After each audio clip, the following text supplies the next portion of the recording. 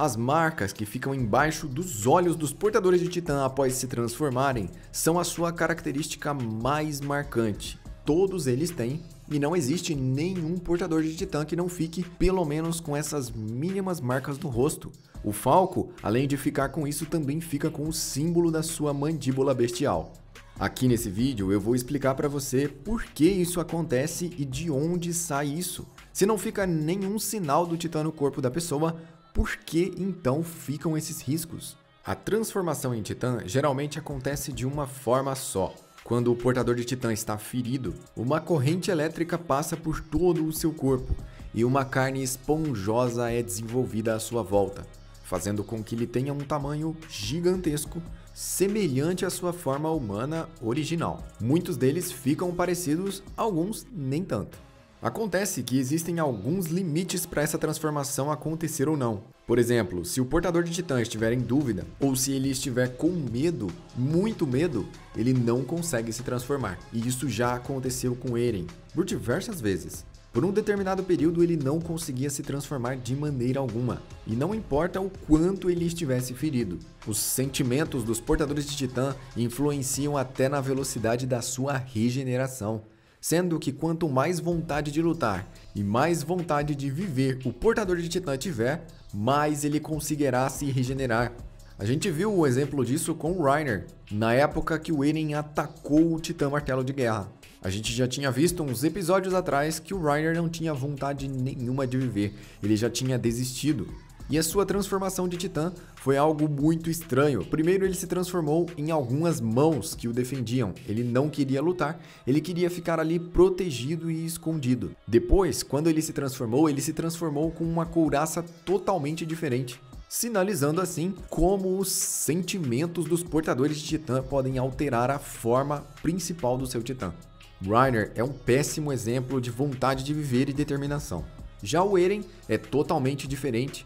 Ele não conseguia se transformar, por exemplo, quando ele descobriu que a Anne era a Titã fêmea. Ele ficou extremamente chocado com o fato e por mais que ele estivesse gravemente ferido, quase fatalmente ferido, Eren não conseguia se transformar. Até que ele teve que lutar contra os seus sentimentos e no meio dessa confusão mental ele conseguiu se encontrar e se transformar. Existem diferenças também nos titãs puros e na forma que eles são transformados. Alguns, até o que eles estão sentindo na hora que estão sendo transformados. Os titãs anormais, se você reparar bem, têm comportamentos muito estranhos ou específicos. E muitos deles estão relacionados com o que eles estavam fazendo antes de se transformar em titã. Geralmente, a maioria dos titãs que nós conhecemos são aqueles lançados da muralha, que foram transformados com injeção de líquido espinhal. Naquele momento, as pessoas estão extremamente tristes e com medo, e é exatamente assim que estão os seus rostos. A prova definitiva disso, galera, é a Dina Fritz, porque antes de se transformar, ela olhou para o Grisha e ela deu um último sorriso antes de se transformar. Esse sorriso ficou enraizado no rosto dela, porque ela se tornou o Titã Sorridente, aquele que tirou a mãe do Eren dos escombros. A sua forma ficou exatamente igual quando ela se transformou. Um leve e dócil sorriso humano se tornou um sorriso titânico. Já as pessoas que se transformaram em titãs quando estavam fazendo alguma outra coisa, como por exemplo as pessoas que o Zeke transformava, ele lançava o gás e depois dava o grito. Então, o que a pessoa estivesse fazendo nesse momento, ela se tornaria na sua forma titânica. Por isso, muito provavelmente a gente pode deduzir que a mãe do Connie, por exemplo, estava dormindo. E quando ela se transformou, ela virou um titã dormindo. Apesar dela estar acordada, ela está numa forma titânica e ela não consegue se mover.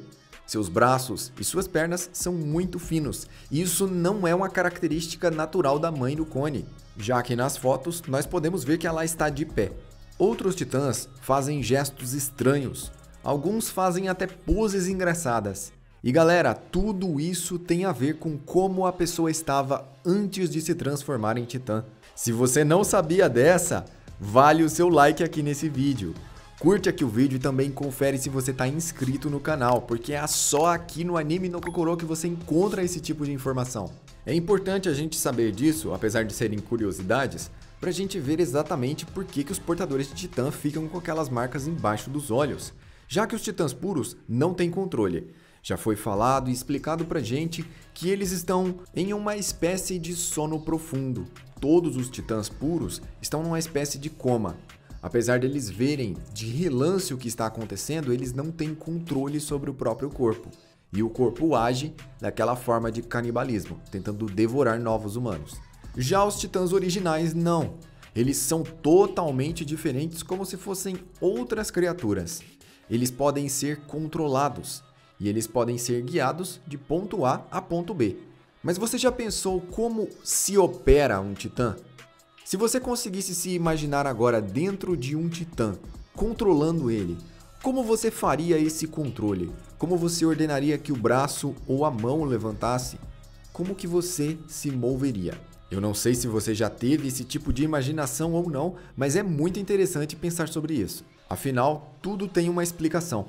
E o corpo do portador de titã, enquanto está transformado em titã, fica completamente imóvel. Ele não consegue mexer direito nem os braços e nem as pernas. Podemos dizer que ali dentro ele fica com os movimentos restringidos ou limitados. A única coisa que se move livremente dentro do corpo de titã é a sua cabeça. E como todo novo portador de titã original, ele demora para aprender como operar o seu titã, já que não é tão simples assim. Quando nós vemos o titã se movendo de determinadas formas, o que se move junto, geralmente, é a cabeça do portador. Todas as vezes que a gente vê um portador de titã dentro do titã e a gente olha para eles, estão lá aquelas ligações de carne que saem dos seus olhos, quase das suas bochechas, e se ligam diretamente ao titã, diferente do resto do seu corpo. Aquela é uma das ligações principais entre o portador de titã e o próprio titã, e é por elas que o controle do corpo do titã é feito. E isso é uma dedução formada apenas pelas próprias cenas do anime. Sendo que, de fato, o Isayama nunca bateu na mesa e falou: não, é aquela parada debaixo do olho que faz os titãs se moverem. Ele nunca disse isso, mas nós podemos concluir que é isso. Porque sempre aquelas tiras de carne estão ligadas com o titã e eles estão sempre movendo o rosto para tentar controlar o titã, como se as suas ondas cerebrais e as suas sinapses neurais passassem por aquela carne e fossem enviadas por todo o corpo de titã, fazendo ele se mover.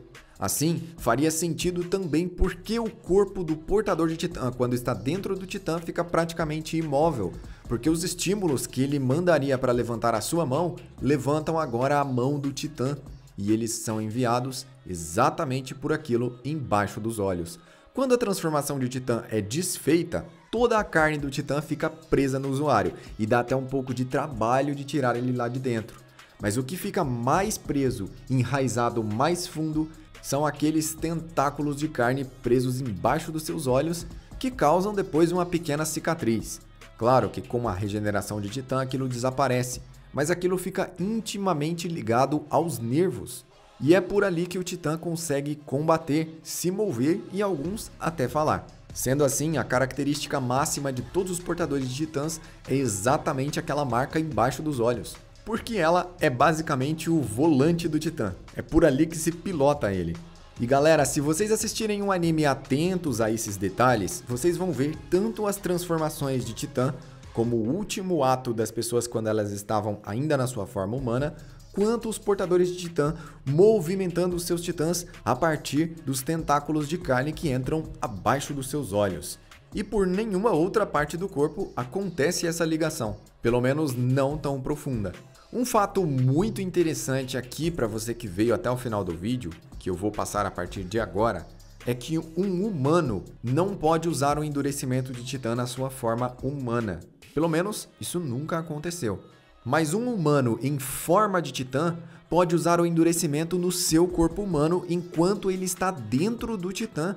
A N fez isso quando ela se cristalizou, e outro que fez isso de forma mais clara e mais fácil de visualizar foi quando o Zeke fez isso. Na sua luta contra o Capitão, o Levi quase eliminou o Zeke, mas ele usou o endurecimento no seu corpo humano. E galera, isso é totalmente inédito. Pode ter passado despercebido por muitas pessoas, mas ele endureceu a própria nuca humana.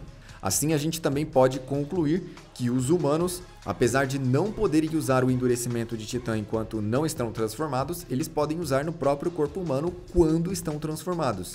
E isso também é pelo menos um fato muito interessante. Outro fato muito interessante é você conferir se está inscrito no canal com o sininho de notificações ativo, porque eu ainda não consigo te enviar vídeos pelos sinais abaixo dos meus olhos. Eu preciso que você se inscreva, porque essa vai ser a nossa forma de comunicação e você vai receber novos vídeos. Eu sou o Joel, eu vou ficando por aqui e até a próxima!